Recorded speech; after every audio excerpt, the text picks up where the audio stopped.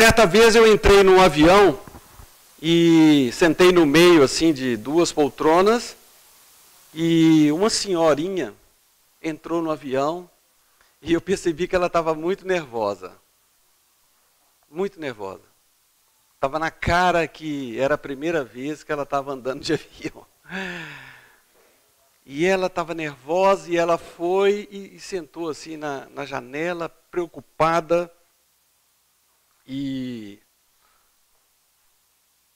eu acho que ela estava nervosa com razão. Primeiro porque ela não conhecia o piloto, ela não sabia se os motores estavam funcionando corretamente, e ela sabia que ela iria voar a 10 mil metros de altitude a 900 km por hora, e era a primeira vez. Então era normal, vocês estão rindo, mas é normal ela ficar nervosa. E eu creio que quem viaja de avião pela primeira vez tem esse sentimento. Logo a seguida, entrou um outro rapaz, um adolescente, um jovem, chegou e colocou a mala dele assim em cima, sentou assim do meu lado. Ele foi até muito educado, ele falou oi, né, e sentou ali. E antes do avião decolar, o rapaz já estava roncando profundamente. Por que isso acontece? Algumas pessoas ficam tranquilas e outras ficam nervosas. Aquele rapaz, ele tinha algumas informações na cabeça dele. Provavelmente ele sabia que a aviação é um dos meios mais seguros de transporte. Só perde para o elevador de um prédio. Sabia disso? É um meio seguro. E, além disso, um avião é extremamente seguro. E se um dos motores parar, com o outro ele consegue chegar ao destino dele.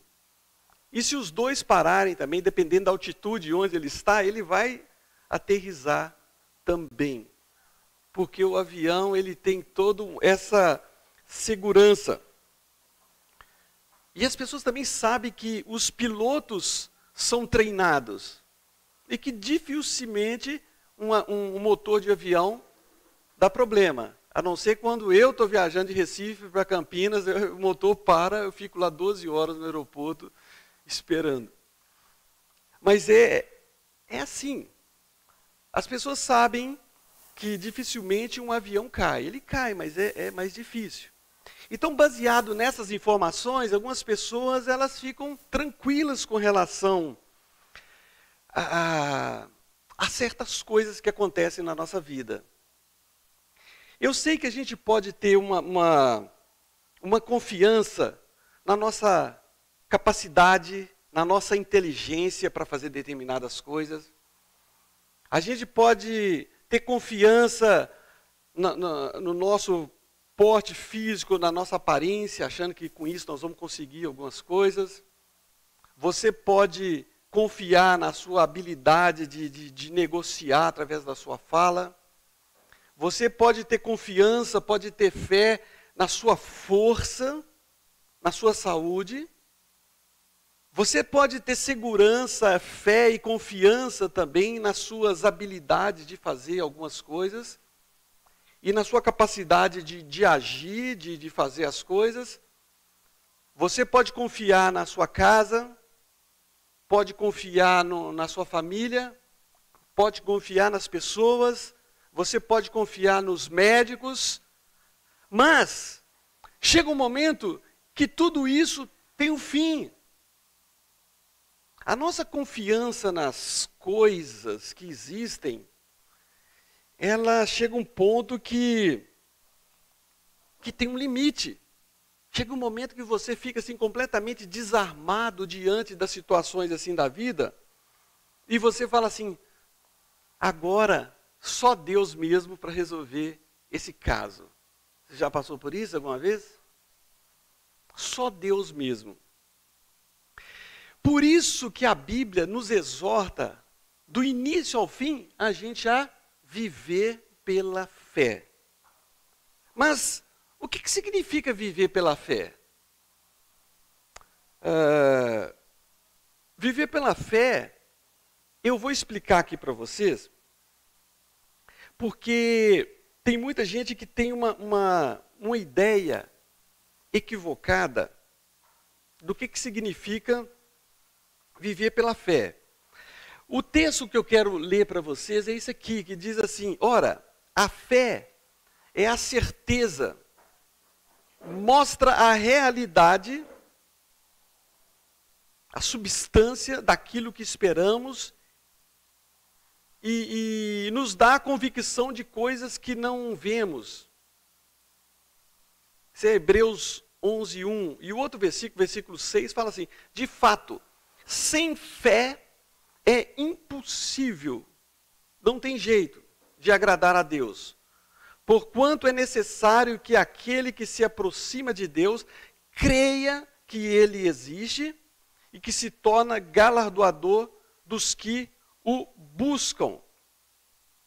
Agora, antes de eu explicar o que significa fé, porque isso aqui não é uma definição de fé, isso aqui mais fala sobre o que a fé faz. A definição de fé ela é mais complexa um pouco, que eu vou explicar para vocês. Antes disso, eu quero explicar para vocês o que não é fé. Porque a fé está na boca do povo. Andar por fé eu vou, porque a fé não costuma falhar. É assim que o pessoal diz por aí. Mas o que não é fé? A gente vê que o pessoal às vezes tem um conceito equivocado, não por maldade, mas assim porque realmente o entendimento sobre a fé ela é um pouco mais complexa. A fé não significa, em primeiro lugar, que é uma confiança pessoal apenas. Eu tenho uma confiança em determinadas coisas. Por exemplo, quando vocês chegaram aqui hoje, vocês sentaram na cadeira. Vocês não se preocuparam em saber se essa cadeira ia aguentar vocês na hora de sentar.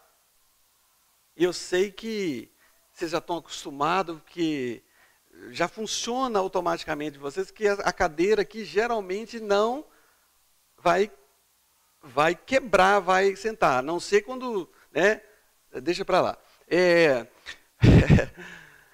Então é perigoso, mas você sabe, você tem essa consciência de que a cadeira vai aguentar. E assim que funciona constantemente. Isso é confiança.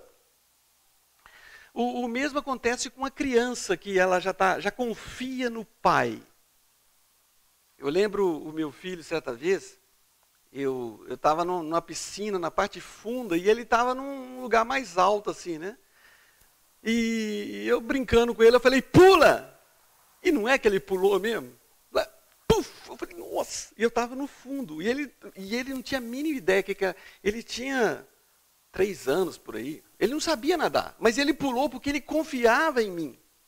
Isso significa confiança. Mas isso não é fé. Isso é confiança. A fé é algo diferente. Em segundo lugar, a fé não é uma aceitação intelectual de determinadas coisas. Quando uma pessoa fala assim, eu creio que Deus vai fazer isso. Eu creio que Deus vai fazer determinadas coisas. Então aí a pessoa geralmente ela fala. A gente vê muito isso na internet, né? A pessoa, olha, eu creio que Deus vai fazer isso. Eu creio que Deus vai fazer isso. Aí a pessoa fala determinada coisa ali. Aí eu pergunto para ela, como que você sabe disso? Eu tenho fé. Isso não é fé. E ela tem uma ideia, né?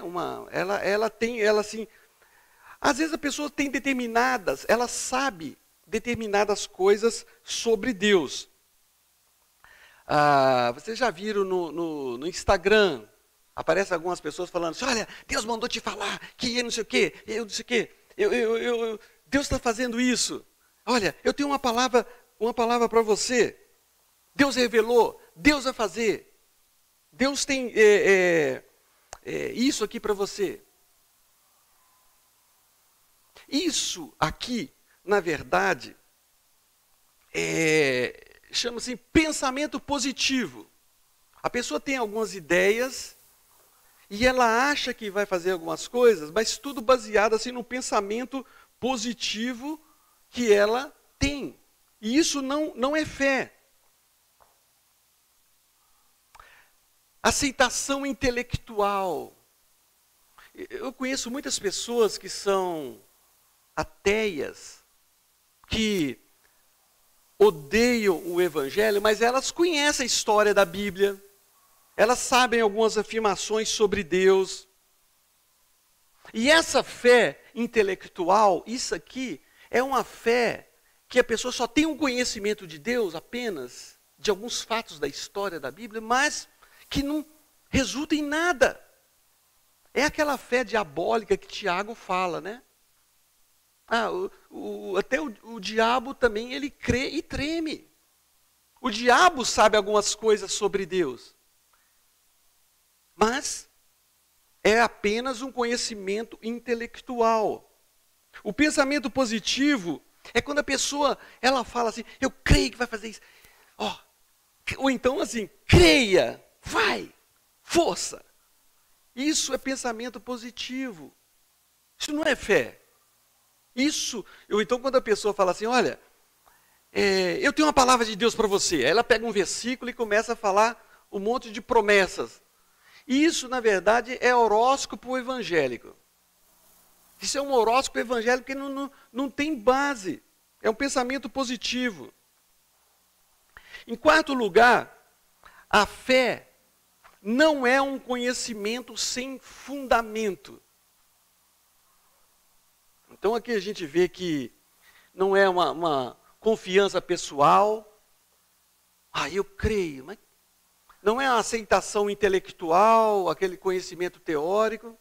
Não é pensamento positivo que você fala assim, eu tenho que ter uma fé forte para poder acontecer a coisa. E agora aqui eu coloco que não é um conhecimento sem fundamento. A pessoa pode falar assim, eu creio que se tomar um chá de capim, eu vou ficar mais inteligente. Nós não podemos negar a experiência de uma pessoa. Se ela tem essa confiança, ela crê nisso aqui. Agora, baseado em que ela crê que o chá de capim vai fazer ela ficar mais inteligente? Baseado em quê? A mesma coisa quando a pessoa fala assim, eu creio que Deus vai... Mas baseado em quê? Creia que Deus já vai te curar. Mas baseado em quê? Baseado em quê? Então a pessoa fala assim, creia nas promessas de Deus. É bonito, mas quais promessas que você deve crer? Ou seja, a fé, ela não é uma tolice, uma crença qualquer em qualquer coisa. Não é fé na fé, nem fé em você mesmo. As promessas de Deus precisam ser interpretadas corretamente para você aplicar corretamente na sua vida. Não fique igual o pessoal de internet que fica fazendo coisas. Isso é uma fé imatura. A gente não pode nem chamar de fé, né? É uma fé imatura de pessoas que não gostam de conhecer a palavra de Deus. As promessas, a nossa fé precisa estar alicerçada na palavra de Deus. Não fique usando o Salmo 91 aí para ficar se protegendo de acidentes, de tragédias. Não é assim. Não podemos usar a Bíblia dessa maneira. E muito menos para ficar, porque a Bíblia fala sobre prosperidade, então eu vou ter prosperidade, porque isso está na palavra de Deus. Isso, na verdade, é um suicídio intelectual. A fé não é um salto no escuro.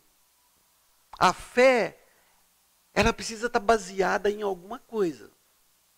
Então vocês viram a diferença de você confiar em alguma coisa e você ter fé num Deus verdadeiro? A fé verdadeira está alicerçada não na fantasia, não no eu acho, não nos sonhos, não nas línguas, não nas interpretações, nas visões, nas revelações. A fé verdadeira precisa estar alicerçada na palavra de Deus. Vocês entenderam? Agora, como que nós podemos definir a fé? Eu só estou dando aqui uma pequena introdução para a gente começar a falar aqui sobre a fé. Então eu montei aqui uma definição, mas é difícil de definir a fé. Eu coloquei aqui da seguinte maneira: fé é uma firmeza espiritual interior, tá? Vamos colocar aqui, é algo que acontece dentro de você, uma firmeza, é uma certeza, uma segurança, que é concedida por Deus. É Deus que concede a fé. A fé é dom de Deus, a fé procede de Deus. Agora, que tem como alicerce a revelação da palavra de Deus. No Antigo Testamento, Deus trazia a palavra dele, falava com os profetas, falava com as pessoas, e elas ouviam aquela palavra e criam naquela palavra. Hoje em dia, nós temos a palavra de Deus escrita. Está aí. Então a nossa fé precisa estar alicerçada na palavra de Deus, na revelação da sua palavra. Hoje em dia, a palavra de Deus, ela é completa, ela é suficiente, não precisa de aditivos, não precisa de revelações, de sonhos, visões, línguas, nada mais. Palavra de profeta, de bruxo, de guru, nada. A palavra de Deus, ela é suficiente. E que produz uma convicção, uma certeza acerca dos acontecimentos presentes, é para a gente hoje também, e das realidades futuras prometidas. Através da palavra de Deus, das promessas de Deus, a gente consegue viver pela fé hoje. Quando a gente tem a palavra de Deus na cabeça, a gente vai caminhando com fé, rompendo em fé, vai caminhando pela fé, mesmo nesse mundo maluco que a gente está vivendo hoje. Por isso que é importante a fé. Sem fé é impossível agradar a Deus. Não tem como você agradar a Deus, porque não tem como você provar a existência de Deus. Deus não pode ser provado. O ateu também não pode provar que Deus não existe, porque é impossível. Então, as realidades futuras prometidas, a gente precisa saber. Tanto as promessas para a gente viver nesse mundo presente, como na futura. E para viver nesse mundo, se você tem a palavra de Deus assim pela metade, interpretada do jeito errado, você vai viver meio cambaleando por aí. Agora, como que a fé funciona na prática? Agora vamos para a prática. Mas antes eu quero pegar um exemplo de um personagem que é muito conhecido de vocês aqui. Você já conhece esse sujeito, ele é um camarada assim que é um exemplo para todos nós. O exemplo de Abraão. Tá? O Abraão, que vocês conhecem, ele estava lá na cidade de Ur, era um centro metropolitano muito desenvolvido, que ficava lá na Mesopotâmia, e um dia Deus apareceu para ele, fez algumas promessas para ele. Tá? E a promessa é o seguinte: olha, farei de você um grande povo. Tem 7 itens aqui, né? Vou te abençoar, tornarei famoso o seu nome. O nome de Abraão é famoso na religião islâmica, que é o pai de Ismael, no cristianismo e no judaísmo. Vou fazer de você um grande povo. Vou te abençoar. Abençoarei os que te abençoarem e amaldiçoarei os que te amaldiçoarem. Foi assim, e tem sido assim. E por meio de você, todos os povos da terra serão abençoados, porque através dele viria uma sequência de gerações da qual nasceria o Messias. Então, só que quando Deus fez essa promessa, que é a palavra dele, o que aconteceu depois? Gente, o livro de Gênesis, no capítulo 12, aparece isso aqui. E é muito interessante o livro de Gênesis, porque depois que Deus fez a promessa, tudo começou a dar errado para ele. Não é que deu tudo certo, tudo começou a dar errado. Porque Deus pegou Abraão, que era um idólatra, um cara completamente que não conhecia a revelação de Deus, e Deus falou assim para ele: Abraão, eu vou te ensinar a confiar em mim. Eu vou deixar minha palavra com você, mas você vai ter que confiar em mim. Ok? Ah, legal. Você vai ter que sair da sua terra. E Deus fez uma série de promessas. Você vai sair da sua terra, vai para um lugar que eu vou te mostrar. Obedeça. Eu vou tirar você daqui, vou levar para uma outra terra e vou fazer tudo isso acontecer. Ah, que legal, que Deus é bom, que tudo legal. Só que quando ele já estava lá em Canaã, depois de andar aí uns 1.400 quilômetros, chega lá na onde que Deus mandou a ele, veio fome. Ai, Deus, o Senhor me mandou, mas agora tem fome. Não, ele foi lá para o Egito. Foi lá para o Egito procurar comida, ele não ficava parado reclamando, não. Ele foi embora, vai andar mais 500 quilômetros, vamos lá para o Egito procurar comida. Tranquilo, 500 quilômetros é pertinho. Naquela época, né? Não tinha moleza, não. Viu, Fagner? E aqui fala ainda, olha, quando ele chegou lá no Egito, ele foi ameaçado de perder a mulher dele, que a mulher dele é muito bonita, né? Ela chegou lá no Egito, os caras, é essa aí, passa para cá. Então ele deu um jeitinho lá. Abraão, parece que o brasileiro tem uma origem genética em Abraão, né? Porque ele tentou dar um jeitinho, lá para resolver o problema. E saiu ali, aquela confusão toda. E quando ele sai, começa a ter conflitos familiares. Ele tentou dar um jeitinho, arrumou uma escrava, para ter vou dar um jeitinho aqui, porque o plano de Deus não está dando certo. A Sara tem um problema, ela é estéril, não vai dar. Então começou a ter um problema com a serva, com o filho, com Isaac, com Ismael. Começou a ter aquela briga. A vida de Abraão teve muito conflito. Teve o problema da Sara com a escrava, o problema com o parente, com Ló, aquela confusão lá no deserto por causa de divisão de bens. E Abraão, quando Deus prometeu para ele tinha 75 anos de idade. Deus falou assim: Abraão, é de você e de Sara que vai vir o filho da promessa. Mas ele já estava com 75 anos quando Deus chamou ele. E nada, o tempo foi passando. E Sara estéril e ele já vovozinho.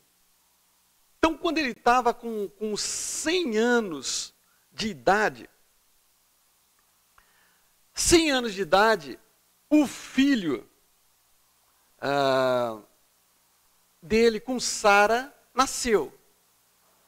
Ele estava com 100 anos de idade e Sara com 90 anos. Aí nasceu aquele menino. Aquele menino cresceu.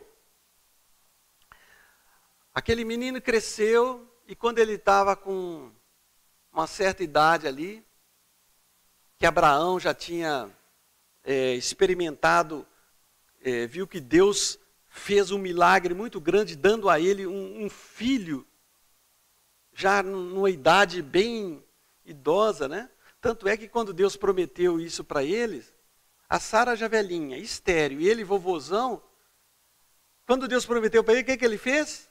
Eles riram.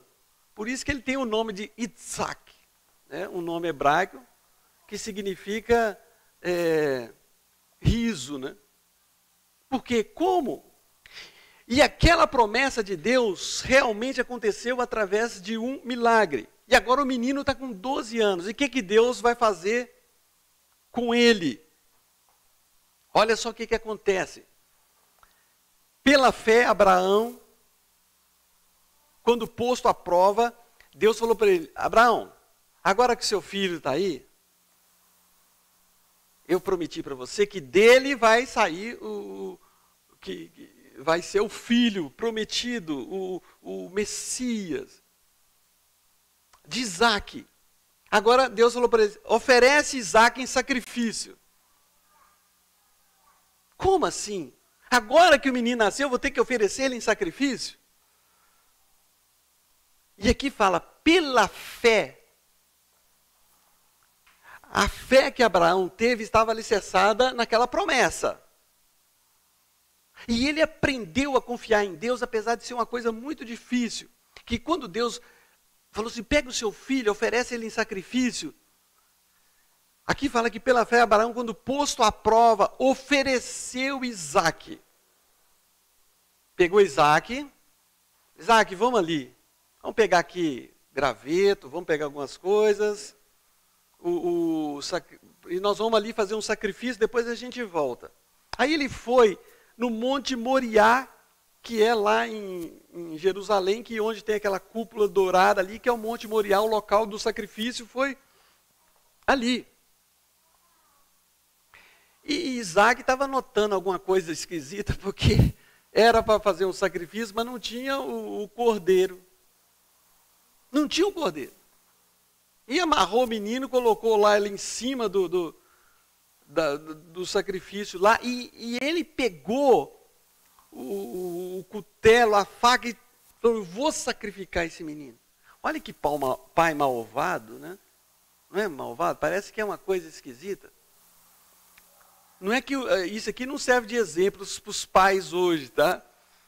Oferecer o filho a Deus em sacrifício. Não é isso. Isso aqui é uma história que aconteceu porque Deus está revelando o propósito dele. Por que Abraão ele foi fazer isso? O texto fala, em Hebreus, fala assim, porque considerou que Deus era poderoso até para ressuscitá-lo dentre os mortos. Olha como que a fé dele foi amadurecendo. Desde quando Deus chamou ele chega no momento agora que ele fala, não, se Deus mandou, eu vou fazer, porque eu creio que Deus pode ressuscitá-lo dentre os mortos. Ele vai morrer, mas Deus pode ressuscitá-lo dentre os mortos. E é interessante que Abraão, depois disso aqui que aconteceu, ele viveu mais um século. Depois mais 75 anos depois desse sacrifício. Desde a chamada dele até a morte dele, viveu mais um século. Ou seja, ele aprendeu a confiar em Deus. Deus, ele foi levando através de experiências diárias, de fé. Agora, a parte prática disso aqui é o seguinte, a nossa vida aqui, acontece coisas todo dia, semanalmente, mensalmente, problemas. Porque a gente tem lutas, enfermidades, dívidas, complicações. Quando a gente sai do culto aqui, que a gente cantou louvor a Deus, o Senhor é soberano, assim, um monte de coisa. Mas quando a gente sai, parece que toda vez que a minha fé é provada, é só sair aqui que começa. Então, o cristão, ele precisa aprender a viver pela fé. Porque não tem como viver nesse mundo se você não exercitar a fé. Agora, a fé acontece o seguinte, como que você vai ter uma fé madura em Deus? A fé madura em Deus vem à medida que você conhece a palavra dele.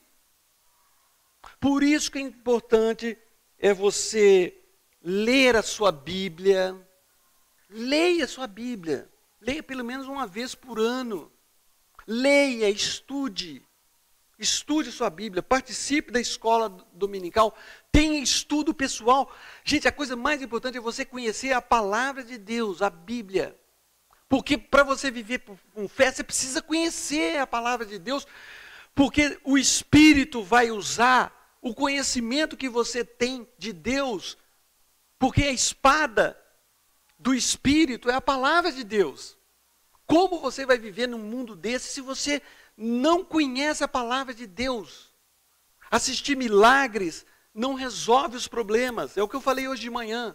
Milagre não resolve. É o caso de Judas, que viu o milagre a vida inteira e no fim fez aquilo que fez. Viu milagres. Pedro também viu milagres, fez tudo, participou de tudo, mas... Ou seja, quando você estuda a palavra de Deus, você vai ver que aquilo que Deus prometeu, Ele vai cumprir. Agora tem que ter uma fé madura, porque senão a gente vai enlouquecer. Você vai falar assim, não, Deus falou que vai cuidar de mim, Deus falou que vai me dar prosperidade, Deus falou que vai me proteger, Deus falou que eu não vou ficar doente nunca mais. Não é isso. Isso não é evangelho. Isso aí entra no mundo da superstição. Outra coisa, não basta você só conhecer. Você precisa se fortalecer diariamente. Porque a fé não é uma constante. A fé precisa ser alimentada diariamente. A razão já provou determinadas coisas, mas a fé, ela oscila.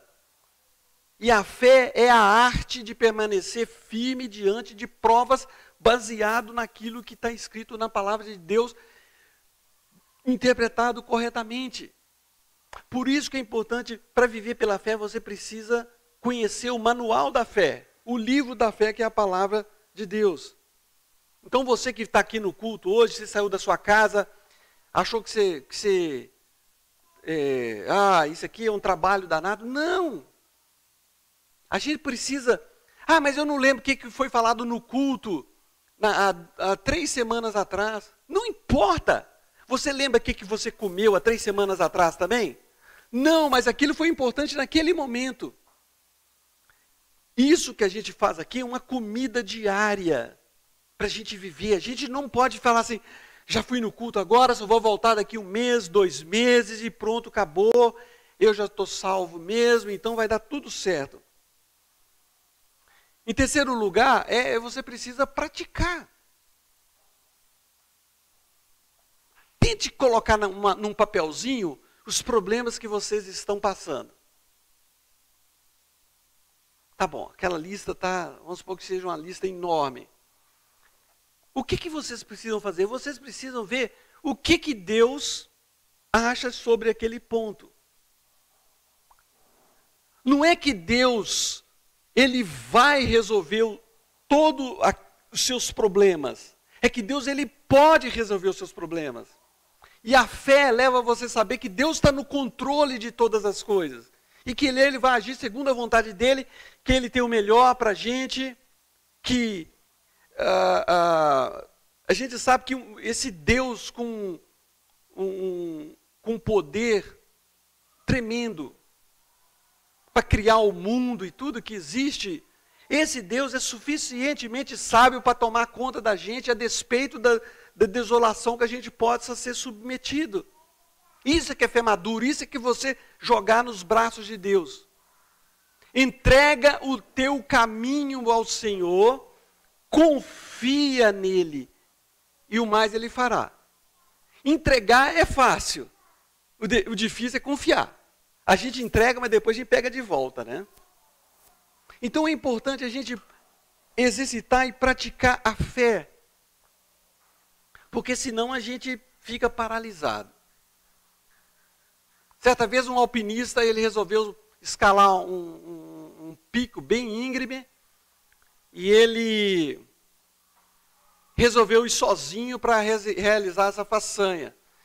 E ele foi e subiu sozinho, já estava à noite e ele não queria armar a barraca dele para descansar. E ele falou, não, eu vou continuar subindo, que eu quero chegar lá logo e falar que eu alcancei. E ele começou a subir à noite ali, foi subindo, estava uma escuridão danada. E ele foi subindo. De repente, ele pisa numa pedra e começa a descer o morro abaixo assim, ralando e batendo para cá numa velocidade muito grande. E de repente, ele levou um tranco muito forte. Ficou parado assim, preso pelas cordas. E ele ficou numa determinada posição, que estava muito escuro, ele não enxergava direito, assim, aquela coisa toda. E ele, como ele não tinha jeito de sair ali, estava completamente preso ali, ele ficou, agora, e ele estava assim, naquele lugar, ele falou, e agora aqui não tem como, eu vou morrer. E como ele não tinha mais saída, ele falou assim, olha, o jeito aqui é pedir para Deus agora. Aí ele orou. Ele falou, Deus, me ajuda aqui, me ajuda porque está muito difícil aqui, eu vou morrer. Aí ele ouviu uma voz, um trovão, e falou para ele assim, solta a corda.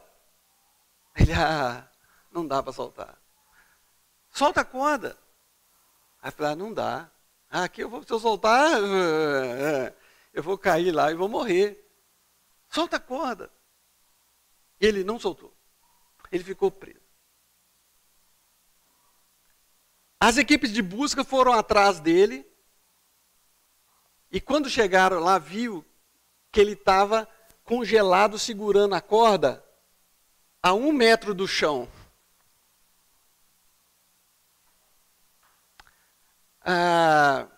Isso aqui é uma história para ilustrar que a gente precisa, quando a gente escuta a palavra de Deus, não vai... Deus ele pode fazer isso, mas não é assim que ele faz. Hoje ele usa a palavra dele. Quando a gente escuta, conhece, sabe, eu sei que é difícil a gente soltar a corda, porque a gente quer controlar a nossa vida, a gente quer controlar, a gente quer ter o controle, a gente tem a capacidade.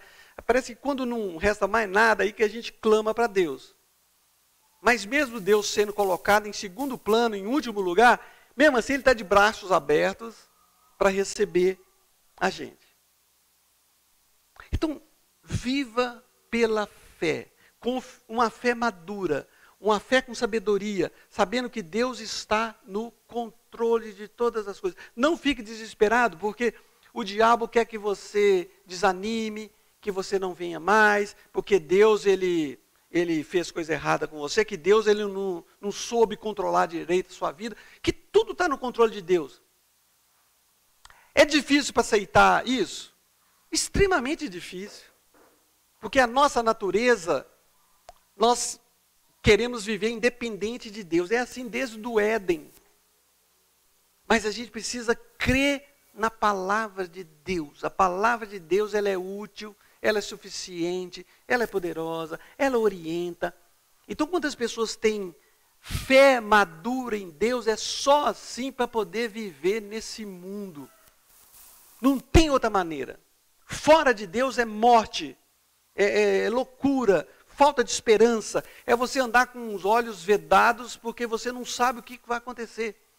Viva pela fé e escute a palavra de Deus. Que Deus possa abençoar a todos vocês nessa semana. Lembre-se disso. Leia a palavra de Deus e conheça a palavra de Deus. Amém.